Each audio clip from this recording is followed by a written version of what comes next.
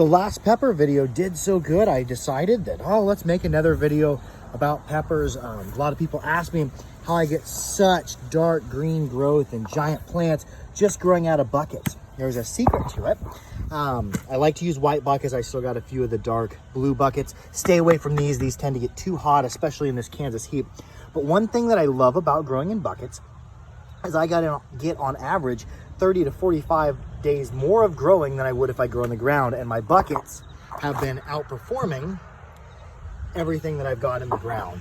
And there's a reason for that. But in the wintertime, I'll take these buckets. If we have a frost, I'll move them inside in the garage and then overnight. And then in the morning, I can move them back outside, because sometimes here in Kansas, we'll hit 30 degrees at night and be 65 to 75 the next day. So there's really a lot of great growing season you can take advantage of with everything in buckets. But what I do once a week, on top of watering them and also adding my own compost, if anything like dandelions grows in there, I leave the dandelions in there. Dandelions are really good for the soil.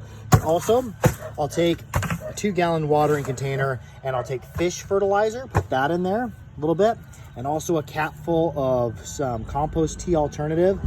This has microbes in it, and the microbes, it's important if you're gonna grow in buckets, put some microbes in when you fertilize with your fish fertilizer or your compost or whatever you're doing, so that you get an extra blast of microbes, because microbes don't exist in these buckets as easily as they do in the soil. So if you put microbes in along with your fish fertilizer, you'll have this super dark green growth instead of them light green plants you'll normally get in buckets. And if anybody's interested in more tips on bucket growth for Superhots, I mean, I've got, like, these are chocolate naga brain.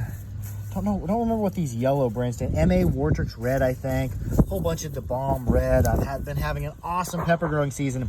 And because I grow in buckets, I get that extra 30 days, because here in the Kansas sun, you don't, June, July, and August, you don't get pepper production. One, because your plants are going to be too immature, and two, especially in August, it's going to be too hot at 105, 110 degree temperature, even hundreds. The plants don't like it. They don't like to produce pods. So here, September, October, and November, if you're here in the Midwest, it's perfect if you grow in buckets. So if anybody's interested in more of these videos, I normally do jaw harp videos, but if you are more interested in the super hot pepper growing and growing in buckets, let me know.